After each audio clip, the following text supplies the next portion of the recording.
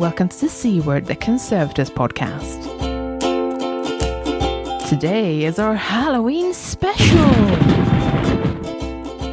I'm Jenny Mathiasson, an objects conservator based in Carmarthenshire. And I'm Kloe Rumsey, an objects conservator based in Greater Manchester. Welcome to the show, everyone. Welcome. We're not serious at all. We're giggling away like there's no tomorrow. We figured we'd do a spooky Halloween special for once, and I hope you'll enjoy it. And today we've got a special guest host with us. Would you like to introduce yourself? Hey, I'm back again. My name's Aly Singh. I am a junior conservation technician at Ingenium, Canada Science and Technology Museum Corporation. And specifically for this episode, I quite literally moonlight as a tour guide for the Haunted Walk of Ottawa. I mean, that's fantastic. Thank you so much for joining us again, Aly. Halloween is one of my favorite times of year. I think that's because I've always been a creepy child. Not going to lie. It's everything that we like about this time of year, though, isn't it? It's the sort of orange leaves swirling around and the pumpkins and the and candles and ghost stories and the chill in the air, the fact that it gets darker earlier. Mm-hmm. So I thought we would start with maybe talking about what's the weirdest or creepiest object that you have worked on, do you think? Do you want to go first? I mean, I've worked on a lot of anatomical models, which is pretty weird. That's creepy. Those can be pretty gruesome.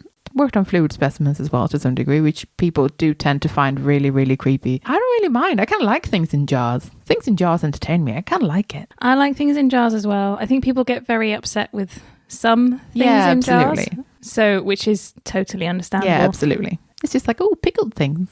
Okay, I'm going to start by saying I'm one of those people. You know how some people are super sensitive to the creepy? I'm the opposite of that, and I've never had a creepy experience, or the world doesn't hit me like that. But I do think of the world as a horror film. So in a situation, I will think this would be so cool in a horror film. I know. So obviously there's been the I'm alone in a dark store, why are the lights off situations. And in fact, in one of the place we worked, for your reference, Jenny, worked in together, I was on my own in there, and the lights automatically turned off downstairs. And then, perfect timing, the list I was working from blew off the table and down the stairwell into the darkened lower area of the store, which would have been a perfect spooky film happening, but it was literally just the fan behind me, and I went downstairs and it was totally fine. But the creepiest thing that's ever happened to me actually was working with a mummy, so it's a bit of a cliche, but we were installing it in an exhibition, being very respectful and everything like this. And whilst we were doing it, the couriers were saying, oh, there's supposed to be a curse attached to this. Oh, thanks for that. Ha, ha, ha. That every time it's put on display, somebody will injure themselves. Ha, ha, ha. And everything was fine until we closed the case. And the moment we closed the case, the exhibition coordinator cut her finger in a freak accident kind of way. And everyone went, and so that's the whole story. The curse is real. I like it. You cut yourself on a tape measure. God, out of everything, did you cut themselves on a tape measure? Yeah, that's so random. I know. That's so random. Yeah. Whoa. I guess as an emerging conservator, I haven't had a chance to work on quite as many objects as if I was like 5-10 years into my career. So I can't say that I've worked on anything extra creepy. I did work on a Georgian dollhouse when I was doing my grad school placement, and that was very interesting. And so when we dressed it afterwards in preparation for display, we pulled out all these little miniature Georgian dolls that were in the collection. And it was just like eerie because of the porcelain faces staring back at you unmoving. But they're like the size of your thumb, really, the heads. So that was interesting. Oh, dolls creep a lot of people out.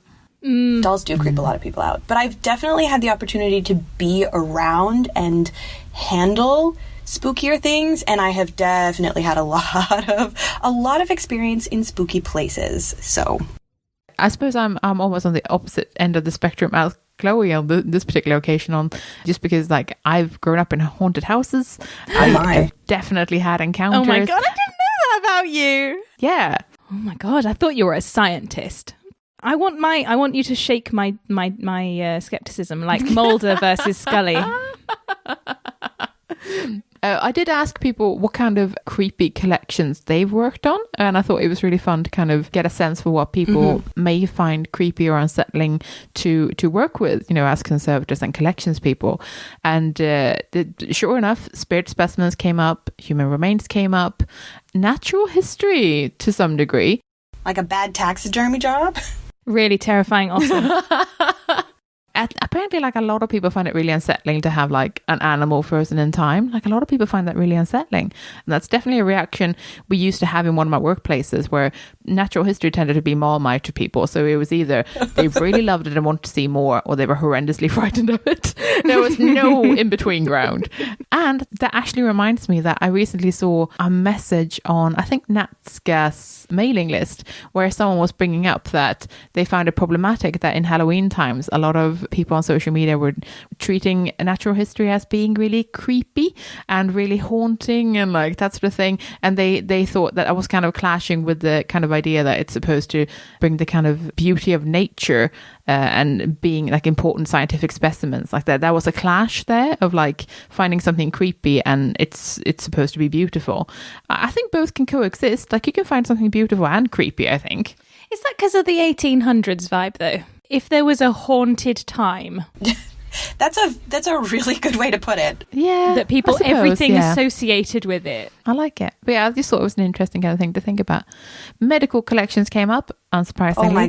Oh my gosh. Yeah. Dentistry collections. I've been in a dentist store before. Not all right. Some people obviously said dolls, because dolls do come up a lot, that people find them. Oh my God, they're creepy. Super, super unsettling. I think it depends on the doll for me, but largely they're a bit unsettling, and sometimes they're downright creepy, which is kind of great. I did have the spitting image puppet of Harold Wilson in my studio for about 3 months, and we had to have it, obviously cover him from light damage and stuff, but that wasn't the actual impetus. It was that we kept assuming that we were in the studio with somebody else, and then turn around and it was the puppet, and or you walk past like, oh God, it was there. Oh, I had something like that happen last week, the week before last. So right now, Ingenium is going through this major collections move, and we're moving everything from the old, not the old warehouses, but like the warehouses on the campus into one purpose-built facility. And part of that move, part of what I was hired to do, was mitigate a lot of hazards. So the other week, myself and one of my coworkers walked out of the lab, and there's this cart right in front of the lab door with 2 huge suits, full firefighting suits made out of asbestos. And honestly, it looked like something out of the Silence in the Library episode of Doctor Who, because the both of us, we walked out and we just jumped like a foot in the air, because they're just lying there encased in this, like sealed into this box that's clear on the top with Mylar so you can see in, and it just looks like there's this body almost lying on the cart in front of you. And oh God, wow, I fully admit to like screaming a little when I saw them, because there's 2 of them. There's 2 of them on the cart, and I was like, ah, God. But they're fascinating pieces of history, but like, oh my God, it's like a 6 foot long, 6 foot tall suit. Yeah, that would freak me out. Yeah. Humanoid forms and faces that are not quite. That's a thing, isn't it? Oh, yeah. Yeah. That's pretty scary. That's a big trigger for a lot of people. I know that I work with several colleagues who are really frightened of mannequins. Of course. Museums and museum stores do tend to have a couple of mannequins, because you know how you display costume, and some of them can be more unsettling than others. And at one point, more than one point actually, they've definitely been left in strategic locations just to freak people out a little bit, which is great. Someone said they had some students working on a scroll depicting torture scenes. Oh my. That was very unsettling. Someone else said a box full of random doll heads slowly turning into a sticky gooey mess is a nightmare on so many different levels. No. Okay, I'm not going to sleep tonight. Oh, no thanks. Someone else brought up a spitting image puppet, which I really enjoyed. Someone else said diving suits mounted on mannequins are unbelievably creepy, which I'm very willing to believe. Space suits as well. Yeah. Oh, yeah. Ugh. And then one that I don't have any personal weird vibes about, but prams are upsetting for some reason. I was like, ooh, an empty pram? Interesting. You know what? I see that. I totally see that. Interesting. Yeah. Distinction to be made between spooky and horrifying objects. Like a room full of fluid specimens is spooky just because, you know, it creeps you out a little bit viscerally, but you have those horrifying objects like these portraits of people who are famous for the terrible deeds that they did, and that, like, just, it gets under your skin and it just sits there. It's a really good point. Other things on the list were an iron lung, which was very specific. A hairbrush with dandruff and dead nits. Ugh. Ooh, don't forget Victorian hair jewelry. Oh, definitely. Yes. There's so much of that thing. I've just remembered another set of objects that freak me out. The whole Victorian mourning thing. What are they called? Someone's going to correct me. It's not called death photography, but I'm going to call it death photography. Yeah. The fad of the Victorians to take family photos with the dead, people. Yeah. No. Have you ever seen the chairs and the instruments that were used to hold people in place, even alive or who had passed away for these photographs? No thanks. Someone else said a padded door from a local asylum. Ooh, that's such a good one. That sounds cool. Someone said a box of dried out eyeballs. No, thank you. And then items related to folklore, as in things that are thought to be cursed or similar. In fact, someone said that they've got various kind of cursed items and they're keeping them in the store next to the good luck tokens. just so they cancel each other out. And I really enjoyed that. I absolutely love that. That's good collections management. That kind of attitude to the sort of world energies is just, you just put it good next to the bad, right? Yeah, it'll be fine. Exactly. It's neutral now. Yeah, exactly. Yeah. It's great. And then we started thinking about things like working in haunted places, and that's where it becomes story time. I never really thought about it before until we were in... it sounds like we've spent our whole career working together. Another place that we were working at together, we were talking about ghostly things. And one person we were working with was talking about the things that she has heard that have happened in historic houses for the people that care for the houses. And that I'd never considered that before. I'd heard of, this room's meant to be haunted, but I'd never thought of the person that is literally responsible for checking the rooms at night on their own. Like a lot of people, are custodians for locations, for example. So they might in fact live on or very near the property. And of course, members of front of house and similar in all sorts of organizations that care for historic properties, they are often the people who see the thing. So let's gather around this campfire here that we've got burning. Okay. Mm-hmm. No marshmallows here, though, just creepiness. Yes. Mm-hmm. Oh, some hot dogs would be great. Ooh, s'mores. S'mores. That's such a North American thing. Is it really? We're getting cozy now, not creepy. Okay. Come on, guys. Back it up. Stay on brand. Stay on theme. Fine. So we're trapped in the woods with no food. Yeah, so we did ask people for some stories about potentially working in haunted places because I'm just fascinated by this concept. I do love a good ghost story and I always have. Yeah, we did have some people contribute stories, mostly on Twitter. Thank you so much to everyone. So a National Trust house ghost story. I used to work at Shaw's Corner, home to the Irish playwright George Bernard Shaw. He died in the house in 1950. This is a great start. Mm-hmm. I had to sleep in on occasions for security cover. My boss told me before my first sleepover that it was likely that security alarms would go off for no reason the first night I stayed on my own there.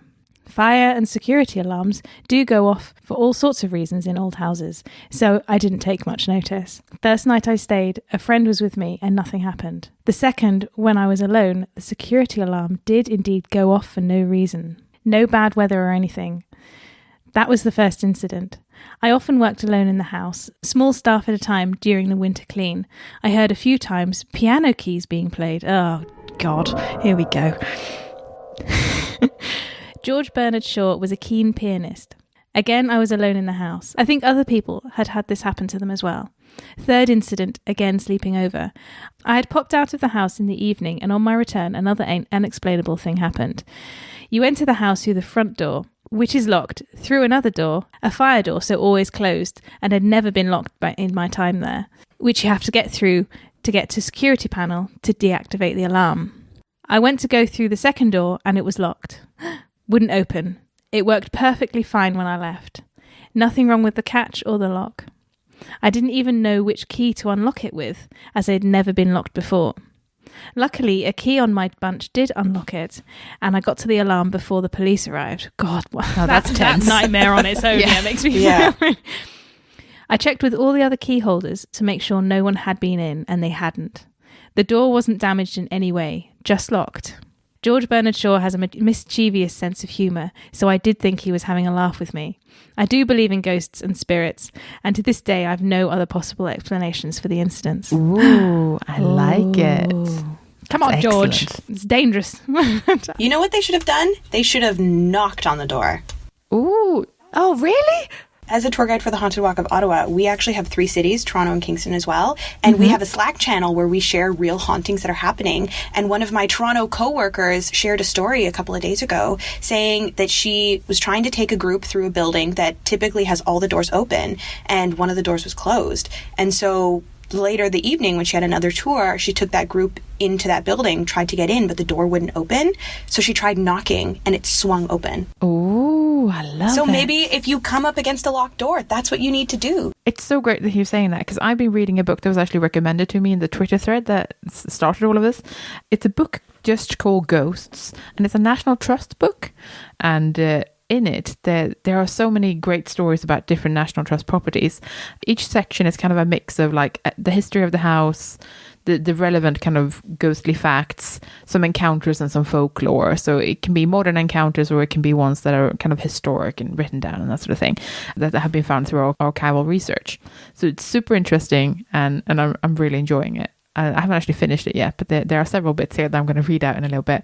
But in one of them, for sure, there was a bit about how there will be a rattling door in a property. So just someone would wiggle the handle, even though there was no one on the other side of the door. And the way to make it stop is to just do a gentle knock on the door, and then they go away. What? There you go. Yeah. You just have to acknowledge the presence in the building. Or you just have to shift the door in a frame that has changed shape. Okay, who are you to bring logic into this, Kloe? Like, please. That's not what this is about. It's Halloween. I'm absolutely loving the buzzkill. So someone else wrote in and said that they worked in they believe 17th century building that was originally a farmhouse but became a tavern. The shortest version of the history is that in the 1688, 3 of the plotters for the downfall of James II met there, and it became known as the Revolution House, now part of Chesterfield Museum. As for the ghost stories, they say, we usually open for Christmas, with it decked out mainly using traditional evergreens, flowers, and a small tree. I've gone in and found the baubles, especially the modern plastic ones, bundled in under the tree. They seem to prefer natural ones, so the cones and orange slices are usually left alone. They said they've seen pine cones flying across the room and decorations move as if someone's running their hand over it. So nothing nasty, just little mischievous things. And I just absolutely love that someone's just messing with the Christmas decorations. I just love it so much. Do you think it could be a child spirit who's like especially entranced by the Christmas decorations? Or do you think it's someone who was a bah humbug and who didn't like the holidays? Do wonder. I started off volunteering at what was then called the Galleries of Justice, now the Justice Museum in Nottingham. Notorious for all kinds of supposed hauntings, various ghost hunts took place. When I moved up and joined the service here, I was based initially at Bollinghall Museum, very notoriously haunted, to the point there is a legend related to the English Civil War and the Bradford ghost, which I love because Bradford is one of the least glamorous or spooky places as far as I'm concerned. I never felt uncomfortable at the Galleries of Justice, but Bolling feels like there's a bit of an atmosphere. Still not seen or heard anything. However, lots of people otherwise sensible, I love that, otherwise sensible people have reported their experiences. This just reminds me of like how many people have started like their sharing of ghost stories with us by saying, by the way, I don't believe in this, or by the way, no, I would never normally. And it's just like, it's totally cool. I'm a complete believer.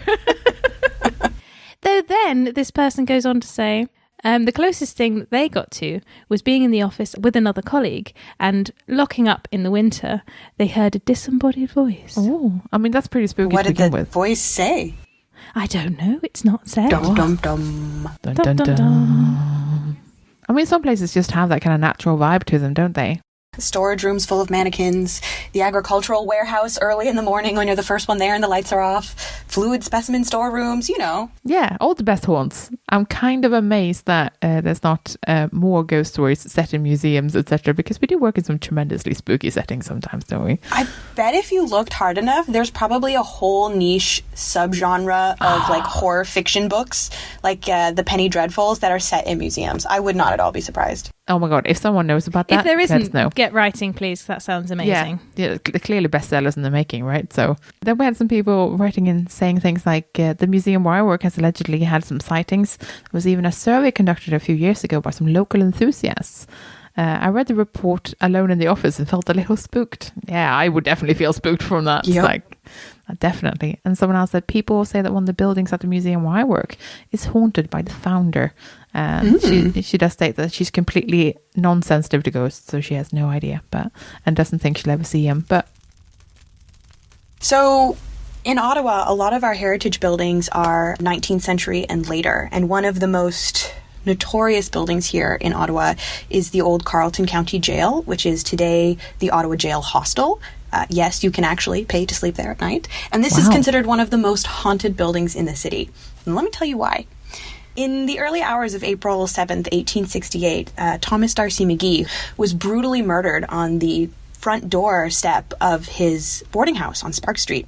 People believed at the time, and still do, that the murder was politically motivated, that it was an assassination by Fenians, an Irish rebel group that McGee had spoken out against quite loudly. And following the murder and the huge public outcry, 12 Irishmen were arrested, but only one was actually kept and tried and then found guilty of the murder, a man by the name of Patrick James Whalen.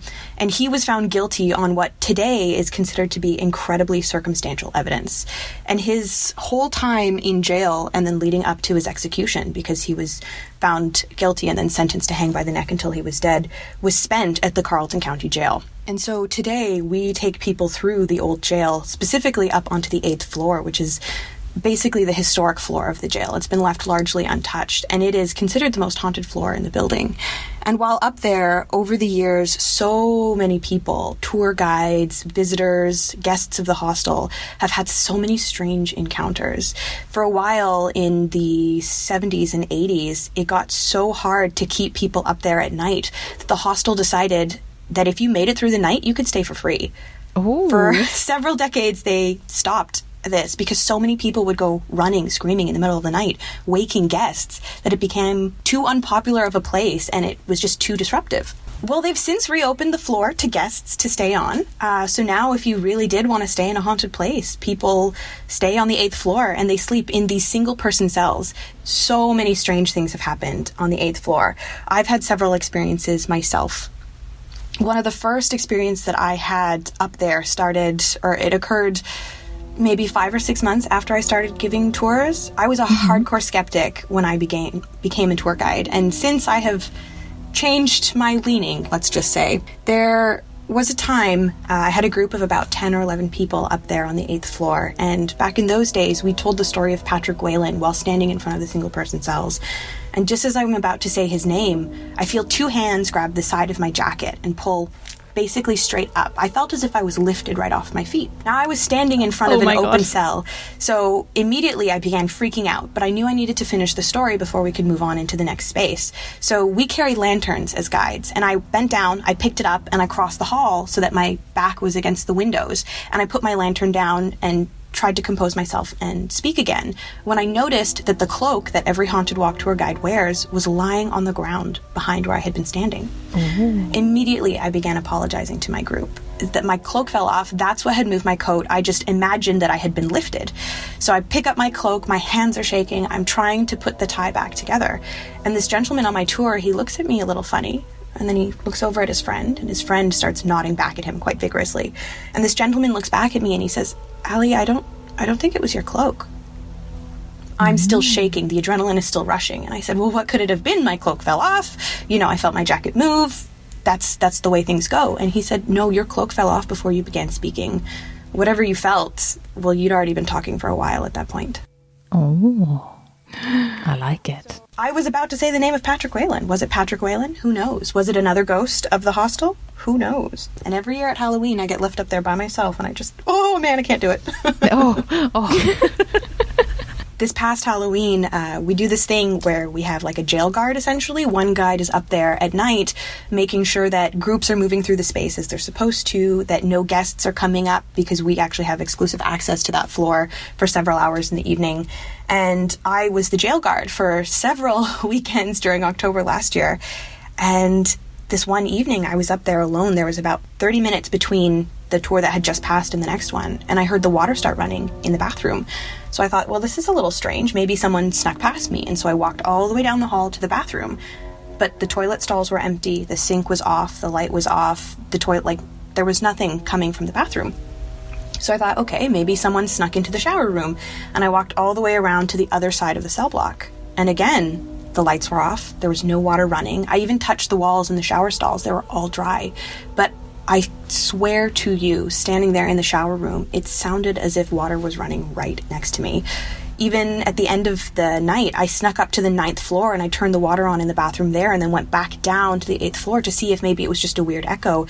But the doors leading from the stairwell into each floor, into each cell block, are about 6 inches thick wood, and you can't hear anything from the other side of the door. And I couldn't hear the water running on the 9th floor.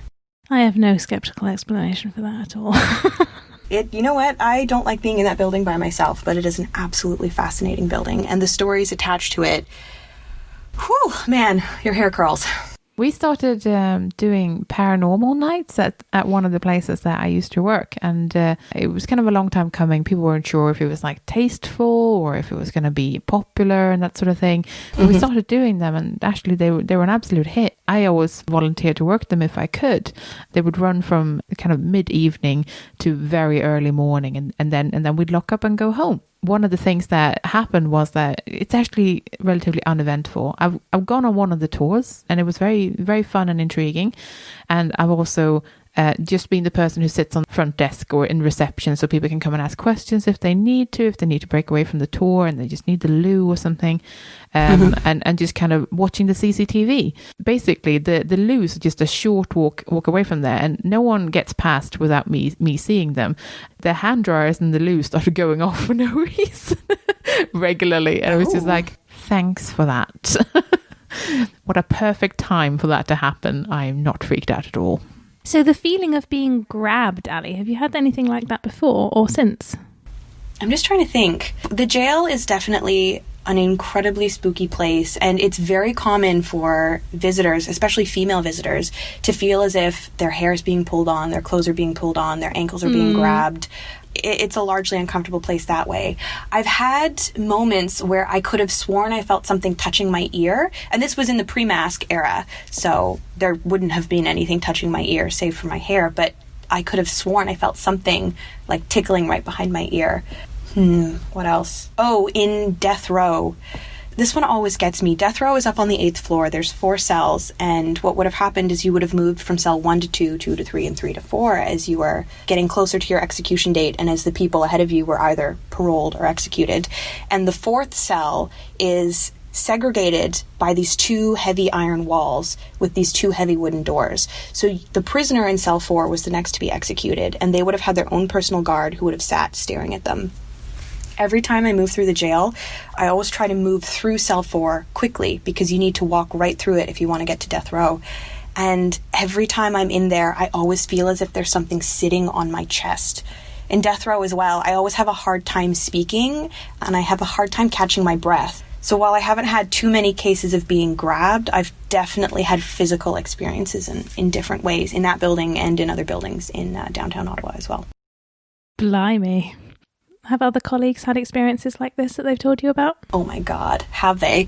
We literally have a Slack channel dedicated to real hauntings. So, yeah, you know. I've slept somewhere once where it wasn't a museum setting or that sort of thing, but it was a historic property where, you could stay the night, and someone sat on my leg. Really? What? Did they sit and stay, or was it just like a little pressure and then No. moved away? They sat down, and because the people had both dogs and cats, and they did say sometimes they're friendly and get on your bed, and I was like, I don't mind because I love animals. Like, I don't care. Like, I've had that happen all my life. That's fine. So naturally, my first reaction when something like sat on my leg was, oh, hello, Mr. Fuzzy Potts, or whatever it was. It's like, oh, where are you? That's very distinctly not a cat or a dog, though. Did you reach out thinking that it was an animal? Yeah, and there was nothing there at all, but the pressure was still on my leg, at which point I very promptly just left the room.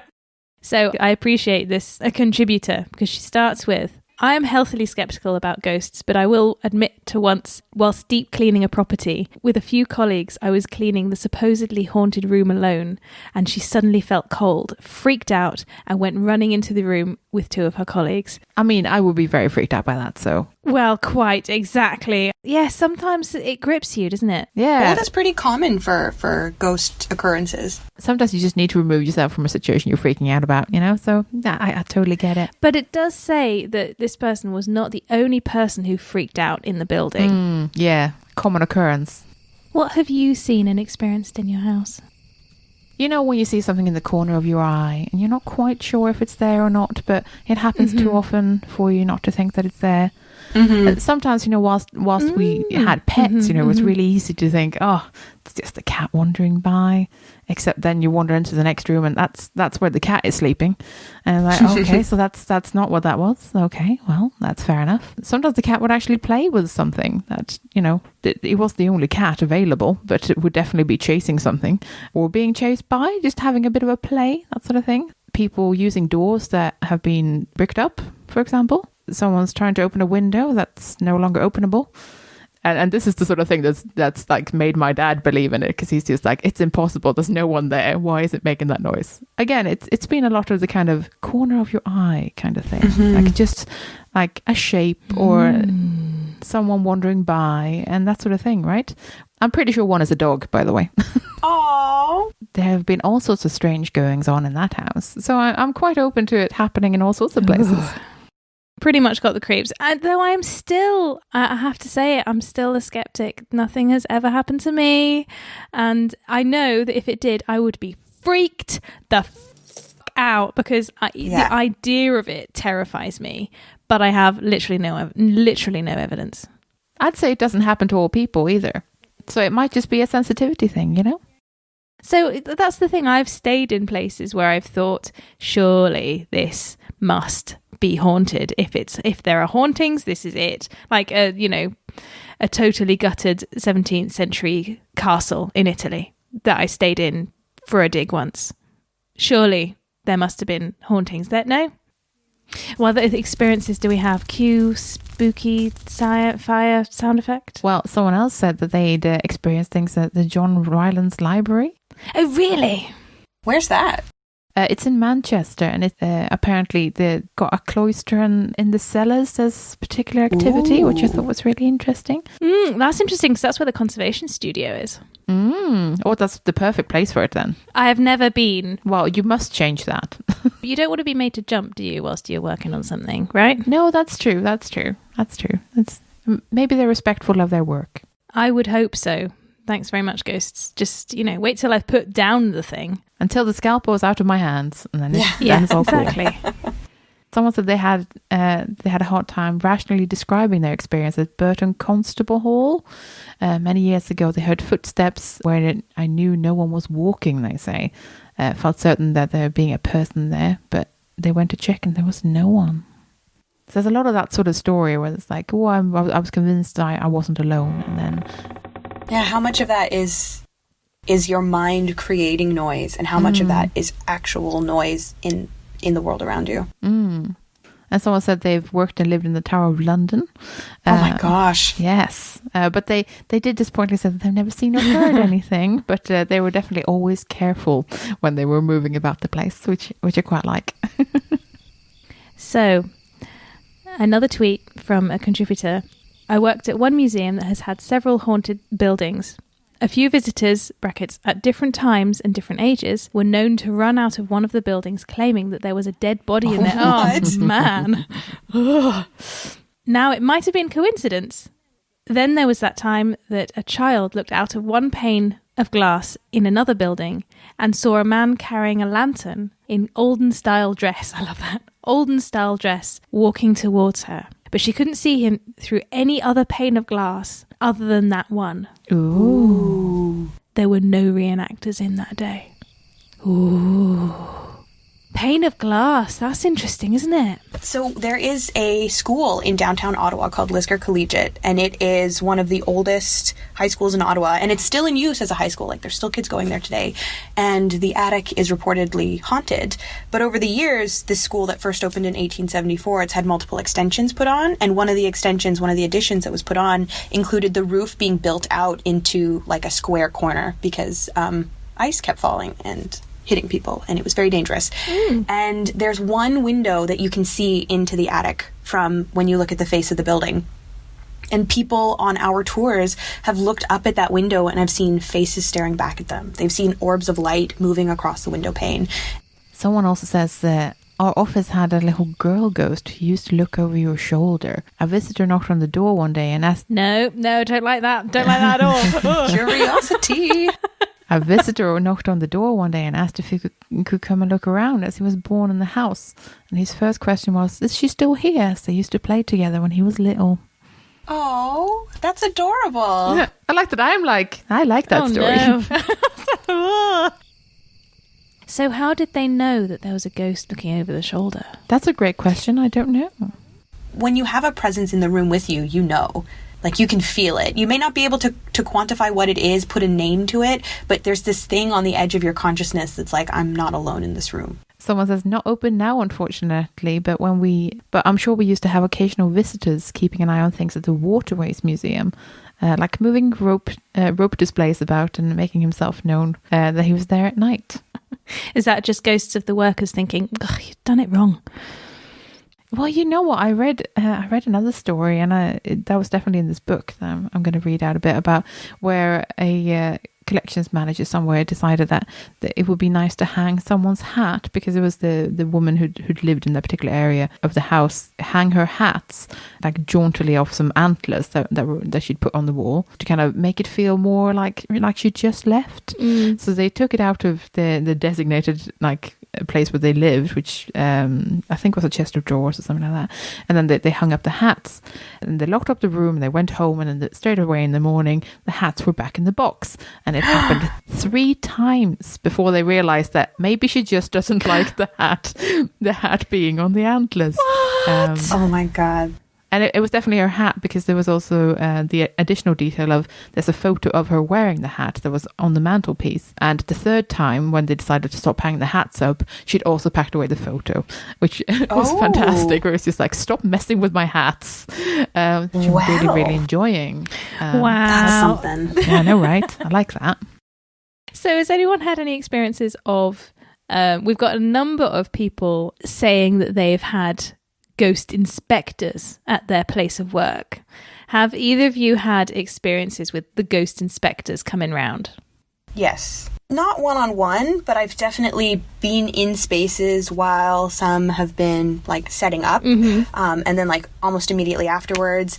Like, one of the great thing about the Haunted Walk is that the buildings we work in, they're pretty well known for being haunted, so there's regularly ghost companies, Ghostbusters, ghost seekers through them. And if you were to just stick into Google, like Carleton County Jail or Bytown Museum, Ottawa, Ghost Hunters, you'd get multiple hits. Googling now.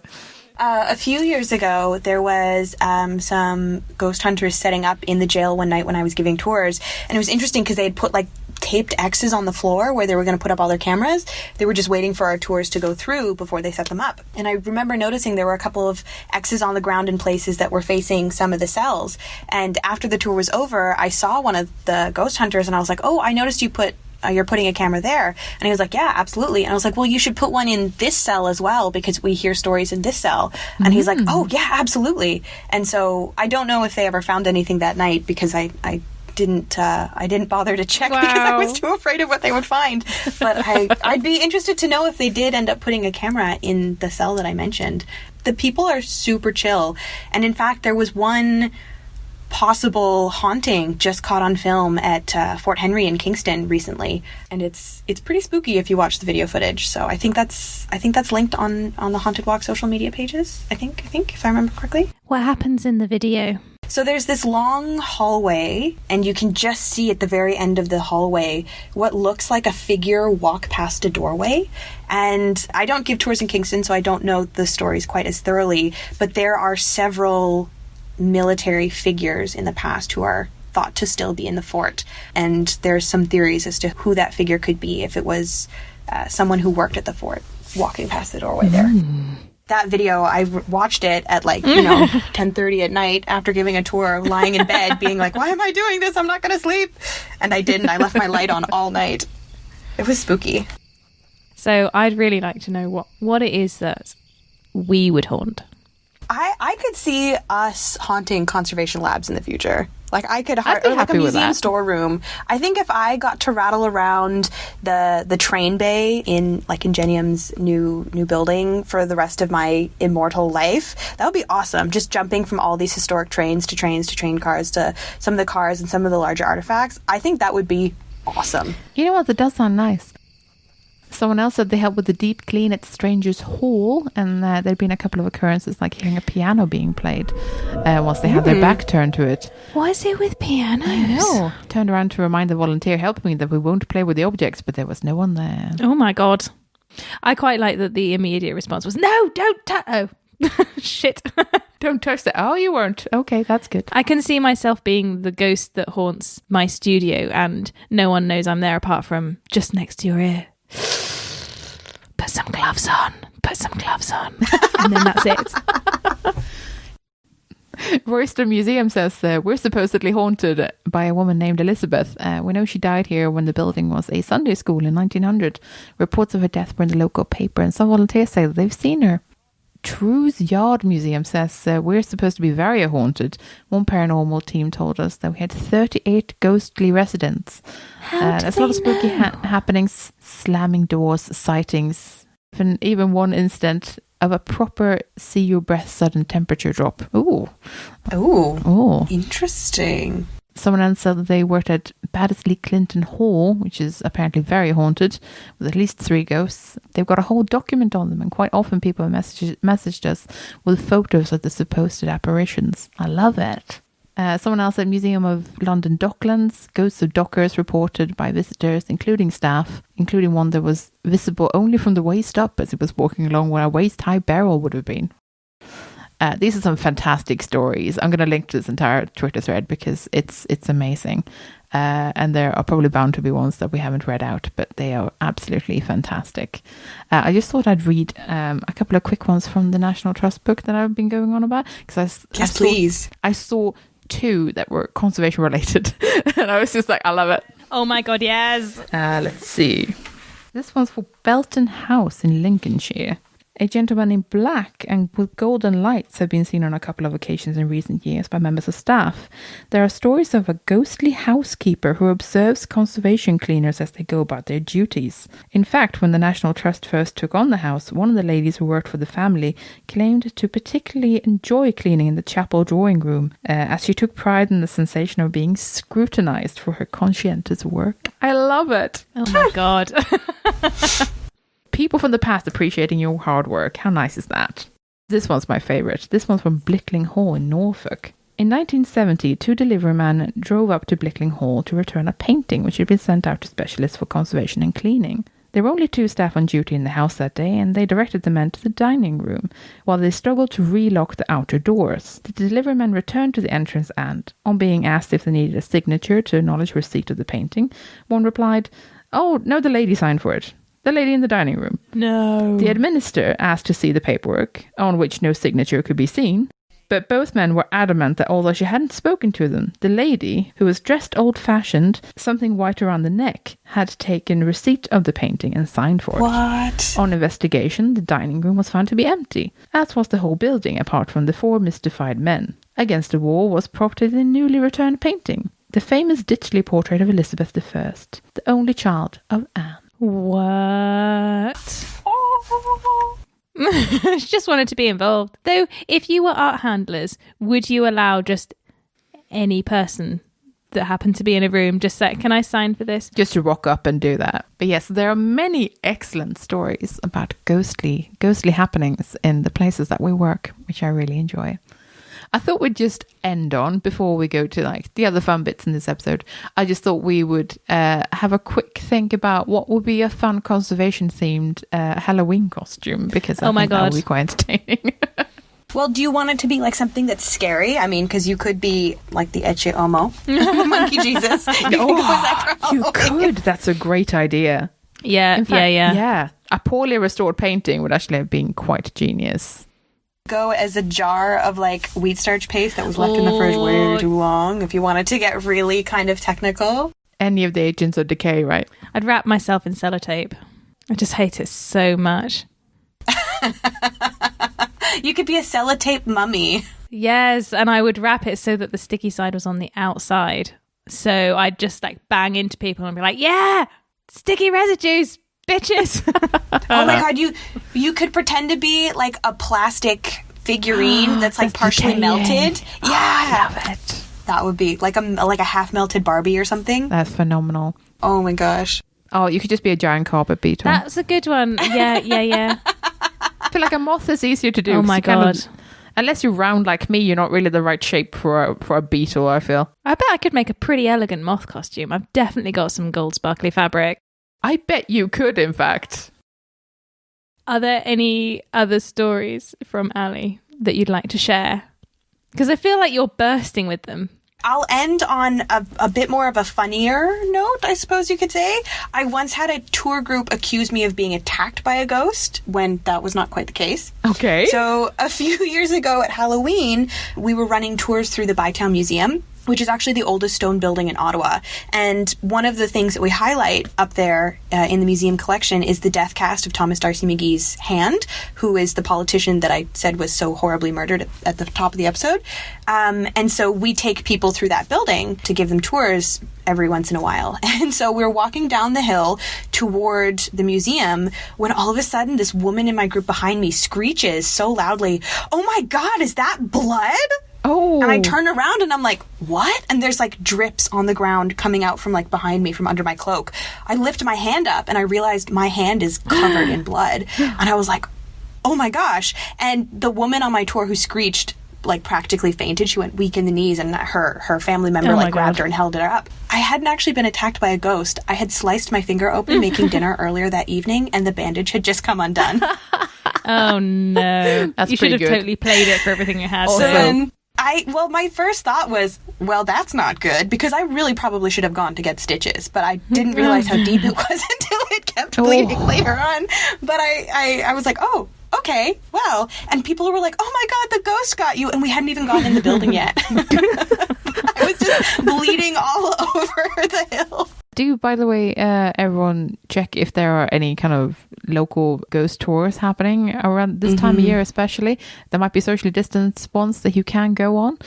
Similarly, there's a thing, I'm going to link to it, on Twitter called Cemetery Club, which does cemetery tours, for example, here in the UK, which is more historic than ghoulish. There is so much history to be found in these like dark history tours that isn't shared in the official, shiny, bright version of history that's put out by municipalities. So take the time, learn this stuff. It's fascinating and terrifying, but mostly fascinating. Yes, also a great way of engaging with heritage, just saying. Yeah. But yeah, excellent. Thank you for joining us.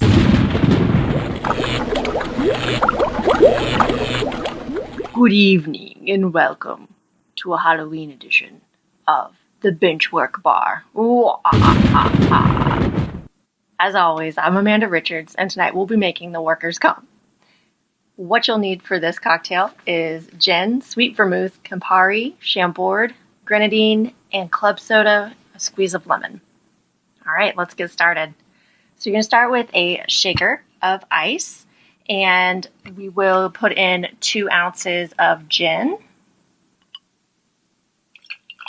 In we go. half an ounce of sweet vermouth. And that goes. Half an ounce of Campari. 1 ounce of Chambord. Half an ounce of grenadine. And then we're going to top it off with the lid and shake it with ice for about 10 seconds just to chill and dilute it.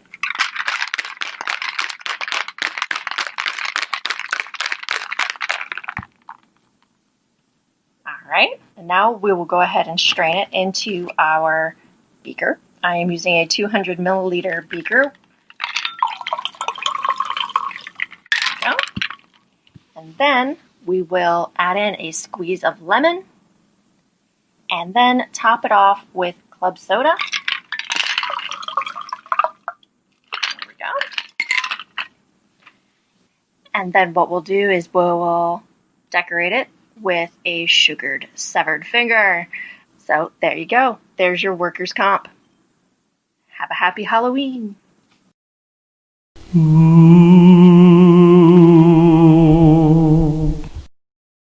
For this episode's frightfully thematic read, I'm reviewing Anatomica, the Exquisite and Unsettling Art of Human Anatomy by Joanna Ebenstein.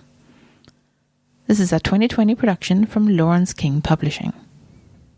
We've already touched on the spooky vibes of medical collections in this episode, and this book definitely straddles the unsettling and the beautiful.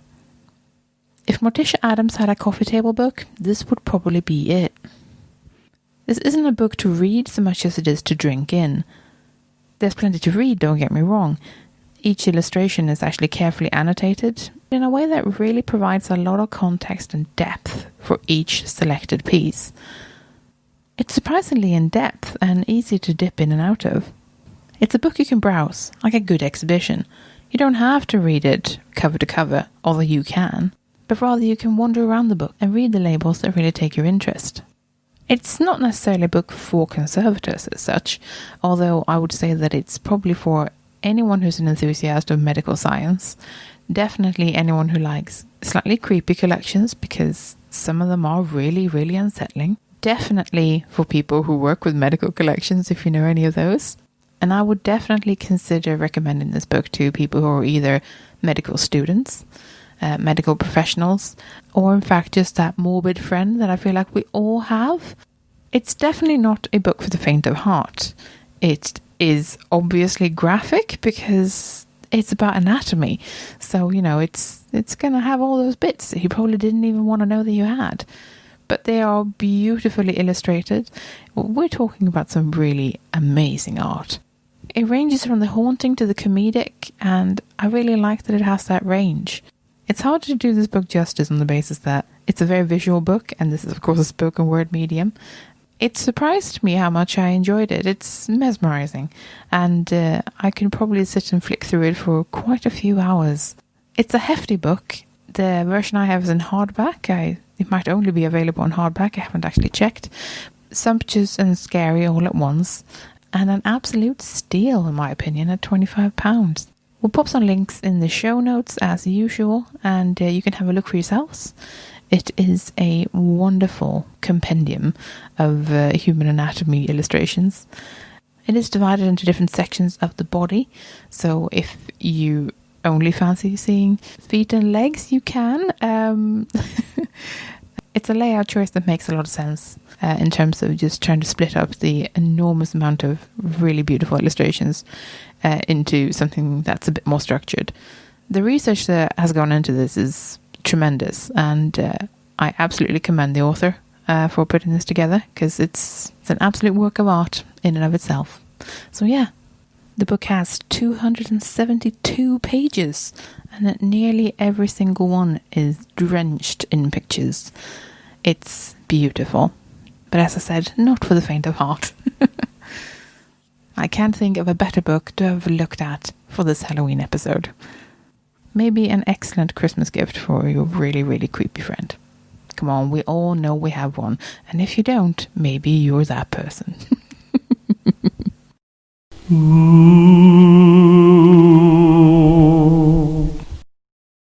If you're enjoying the C Word and would like to support our work, then please consider becoming one of our patrons.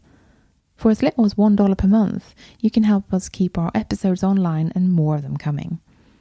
Patreon helps us meet our regular costs for the show, and also to plan ahead so we know roughly how much of a monthly budget we've got. That's super helpful when you're trying to do something special like buy a better microphone or save up to go to a special event. Your support also helps keep us free of advertisement. In return, our supporters get access to our archive of extended episodes, which you can only access on our Patreon page. Yeah, for that $1 a month, you get a little extra audio enjoyment. We've crunched the numbers, and it's about 10% extra content on a regular basis.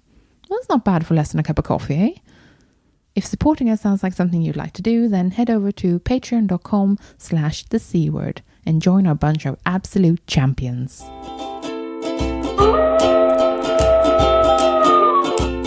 Thank you for listening. We're the C Word, and you've been listening to Aly Singh, Kloe Rumsey, and me, Jen Mathiasson. Join us next time for a slightly more serious episode about supporting the sector. In the meantime, you can check out our website at thecword.show, tweet us at thecwordpodcast, or simply email us on thecwordpodcast@gmail.com. The intro and outro music is Spring by DD Music, used under Creative Commons Attribution License. Additional music and sound effects this time were from all sorts of sources. Please refer to the show notes. This has been a Wooden Dice production.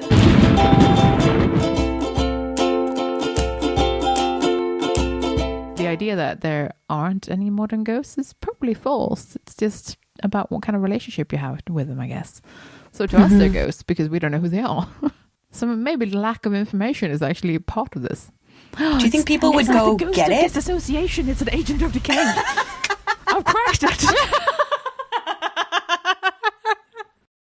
I've completely cracked it. Oh my God.